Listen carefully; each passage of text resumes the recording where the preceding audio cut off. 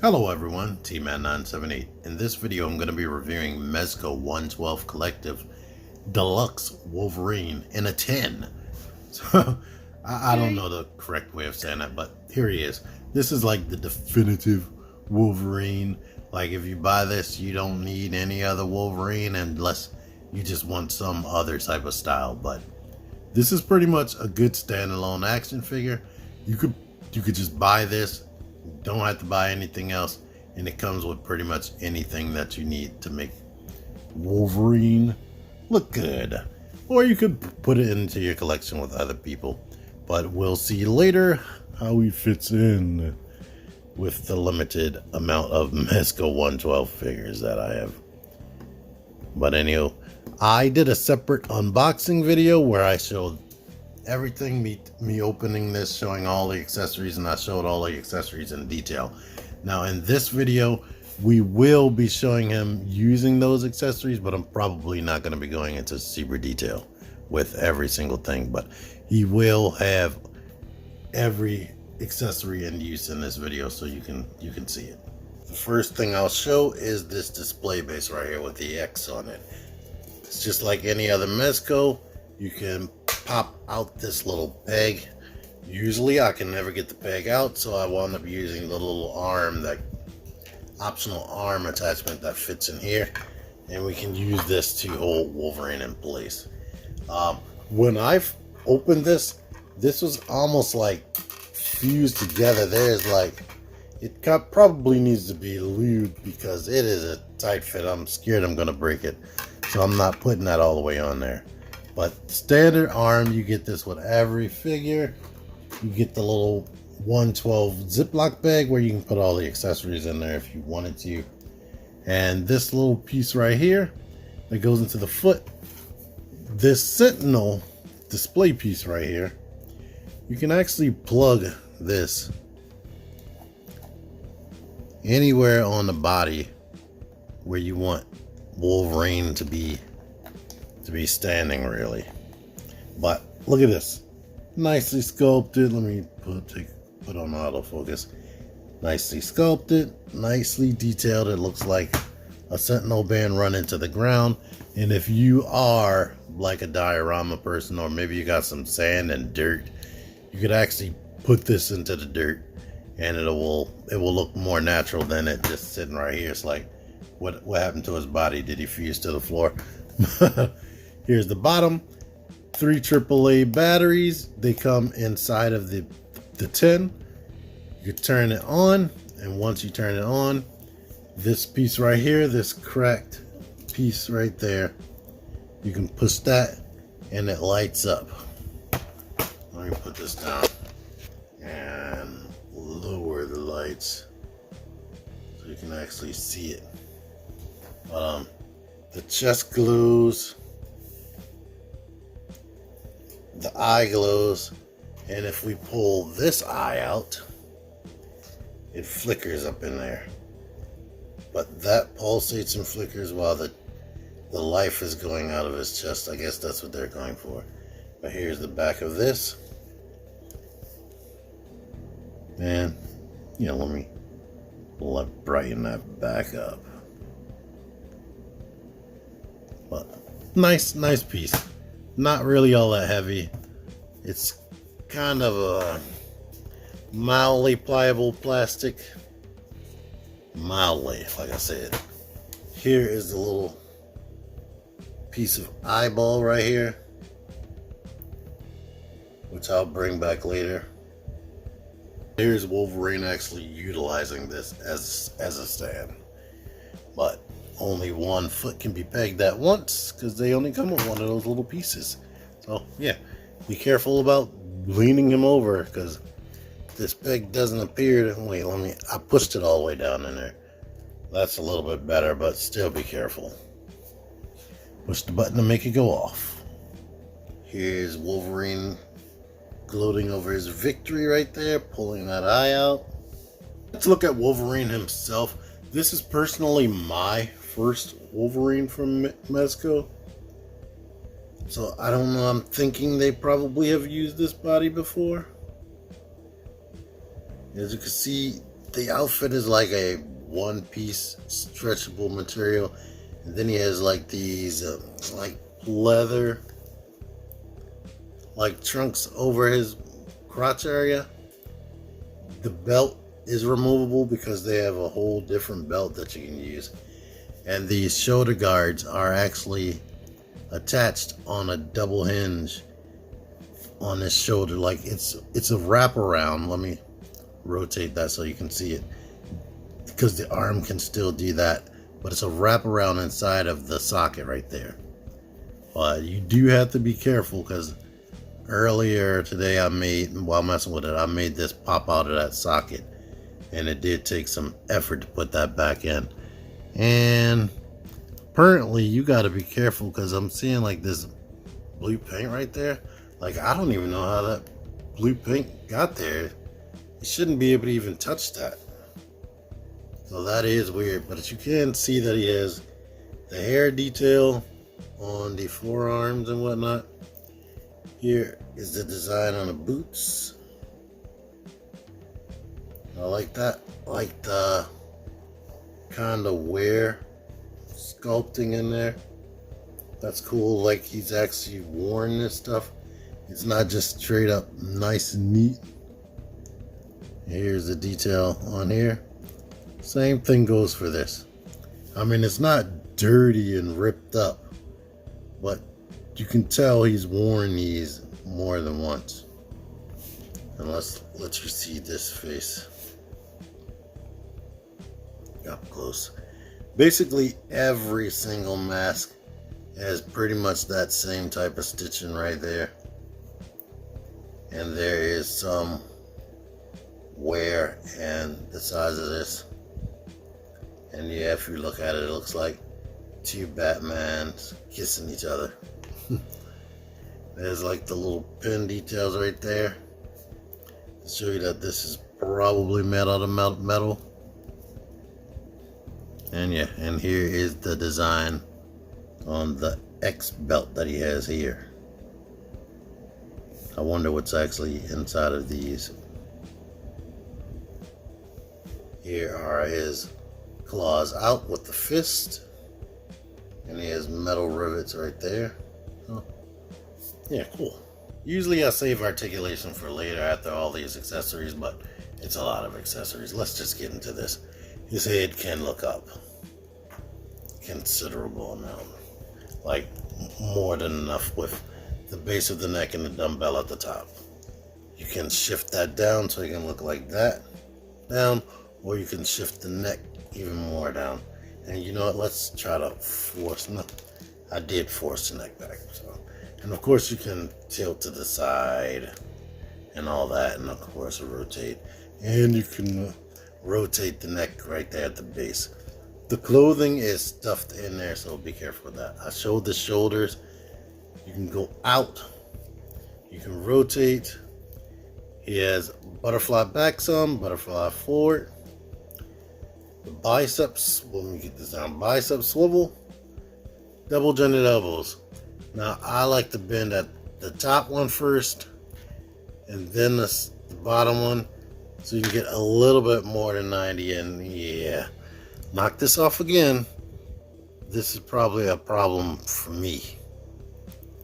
So I might have to heat this up to make that tighter. The wrists are on universals, so they go up and down and rotate in basically whatever direction you need. You have the upper torso. And I like, depending on how you bend and flex them, you can see a six-pack under there. But the upper torso, well, let me just bend everything. It's hard to just move one part. This is what you got going back. This is pretty much what you got coming forward. You got side tilts. You got rotation there. You have rotation on the bottom a bit. Let's see. The hips don't drop down, but he has that much of a spread. You can kick up. And Mezcos always look weird when they kick up, because you can see that ball right there. can kick back some. It does have a thigh rotation up under there. You can bend the knee. You can, I thought you could rotate the boot, but you can rotate the foot because the foot is basically on a ball joint. It's on a dumbbell joint, a tight one. You can get ankle pivot. You can go pivot out that way.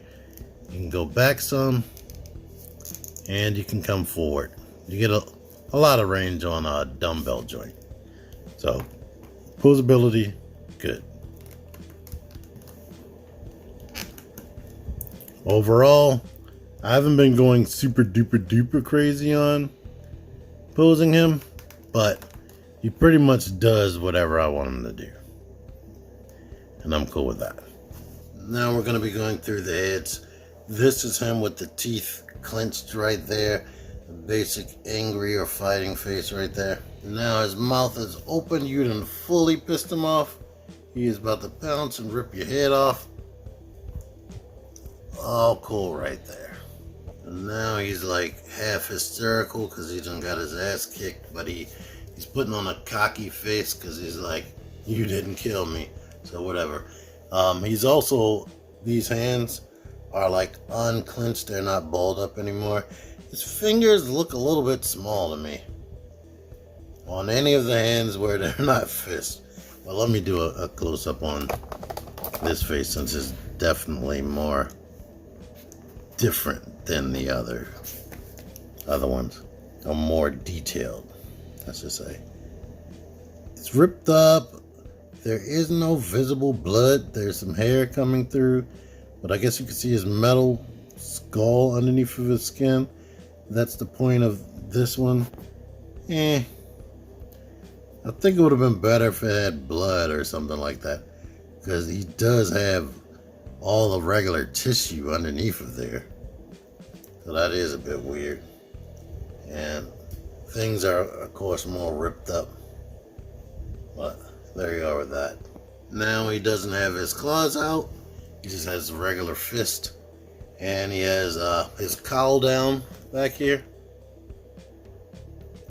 And his hair is a little bit clean, but he still has a pissed, stern look right here.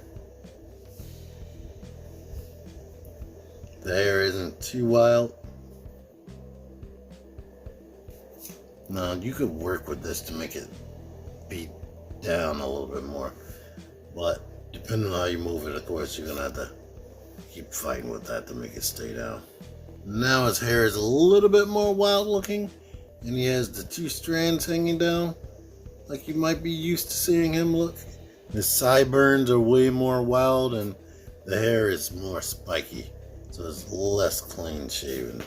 And if you didn't notice, he has the bone claws right here, which are not nice and even. The adamantium makes them come out nice and even. The bone claws are just wild, and I think they continuously grow unless he breaks them himself. But there's that. Here he is with his more first appearance style look, with like the whiskers and the shorter ears. He has a pointing hand. I guess you can do something else with this hand. Like, I don't know. Maybe put a cigar in there. And he has this like clenching hand. I don't know what's up with that. But he's like really calm right here with the blue eyes. Let's make sure you see the back. But like I said, the stitching in the middle. And if you want to get extra mild, the belt unclips right here. Do that at your own risks. Because I don't really like the whole unclipping system. This one is a smaller clip. And I actually haven't tried putting this on yet. I did mess with it earlier, but I haven't actually tried putting it in. This buckle is removable because he has a different buckle. But basically the idea is to get it around the waist and force this peg into the hole underneath of here. Here he is with this belt and these other grippy hands right there. So you can have that look going on. Here he is with the claws. And the final head right here. It's the same thing but just angry. Oh, there you go with this. Looking like that. And if you don't want this right here, you can pop that out. It honestly is coming out way more easier than I would like, to be honest. And if this isn't going in one way, flip it the other way. I'm thinking one side is bigger than the other. Yep. So there we are. Now we can have this belt. And if you don't want them to have that face on, with that belt, we can put this head on. And I'm going to be honest, when you put the heads on, push them all the way down. The heads come off very easy with Mezco. I mean, that's a cool feature, but sometimes it's aggravating while you're articulating and the head just wants to come off. But as I feared, it's kind of hard. You got to push this up in order to peg that in. But then when you try to bring it back down, that's when you might hit the speed bump here. And this peg is way smaller than this one and not easier to get access to. Like, I can access this from the outside. This one I can't access. So yeah, keeping this belt on may be a friggin' chore. But now that it's on, I think I kind of like the other one. Actually, let me try to bring it down. I'm gonna pause while I'm doing this. Brought the belt lower, but I think I just pushed his drawers down more. But as you can see, I am capable of getting that freaking lower and not having a gap of space right there over top of his underwear. There's several slashing effects, and I think this one right here would work best against, like, slashing up against something that's metal, like a robot or Captain America's shield right here. And these just, there are holes where this just slots right in there. This one's more of a mid-air slice right there. And they just go straight in while it's like that. But you can still get that effect like he's coming down like, yeah. I feel like this one is more of an up slice right there.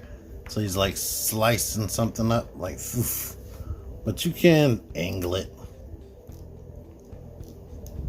whichever way you see fit. It still works. And here he is just slashing in the next formation. I guess he slashed his claws together and they kind of sparked. But you can plug them in the bottom or you can plug them in at the top. Size comparison, I'm bringing that 20th anniversary of Marvel Legends Captain America back in right here. You can see he's taller. Yeah, he's taller, but that Wolverine should probably be shorter because Cap is like a tall guy, like 6'2". And here's that Sabretooth I reviewed the other day. But he's not that much taller either. Here's the Marvel Legends Wolverine right there. And let's bring in this Captain America again, so you can see this. So slightly shorter. And let me put these two back to back. But yeah, so people might want the Marvel Legends height more. Here he is next to a female Marvel Legend. She's only slightly taller, so that seems to be the running trend. Here he is next to a creature he can fight against. This is McFarlane Toys Gene Stealer. Here's Bandai's Void series Hopper and Demogorgon right there. McFarlane Toys Classic Spawn. Here are NECA, Homelander, and Starlight. Alright, here's the last comparison. Plastic Addict should be good with this because his Blade is significantly taller. He wanted me to show him next to Blade. But Magneto is not. Wolverine, I think in the comics is like 5'2", 5'3". So yeah, he should be way shorter than both of these people. But his proportions all together, his head is humongous. It's like he is a completely different scale from these figures. Like the only thing that I can see that he fits in with is 7-inch action figures like this Starlight right here. I think she looks perfect next to him, and like you saw earlier comparison with Homelander, I mean, yeah, this is how tall he should be. Oh, whatever. I'm not gonna make a big deal out of it. Like I said, it could be a standalone figure, or you can just fudge him in. If he was squatting or something in a pose, like an action pose, it probably wouldn't be too big a deal. Alright, I'll leave y'all with this. Ultimately, I like them. I don't have too many complaints. If I do have complaints, this shoulder piece right here on this side on my copy comes off a little bit too easy. The heads come off the ball joint a little bit too easy. The belts are too hard to fasten, and the red one, definitely the peg should have been longer, or they should have had a different system. But all the different head options are cool. The posability is cool. The different hand options and effects, and this thing is awesome. And his regular stand is cool. Like the fact that they come with the regular stand and the little arm and all that. And the tin, of course, that looks beautiful. The artwork's on there is cool and clean. So yeah, I really like this figure, and if it is available somewhere, I bought it on Mezco's website. I can recommend it. Anywho, thank you for watching. Get out of here. Until next time, T-Man 978 out of here. Figure action. That one's me. Join the Syndicate Toy Hunters Facebook group. Link in the description. Click the videos. Click the videos, baby. Click the videos. You should really click these videos. Click the videos. Click those videos, baby. Click the videos. You really should.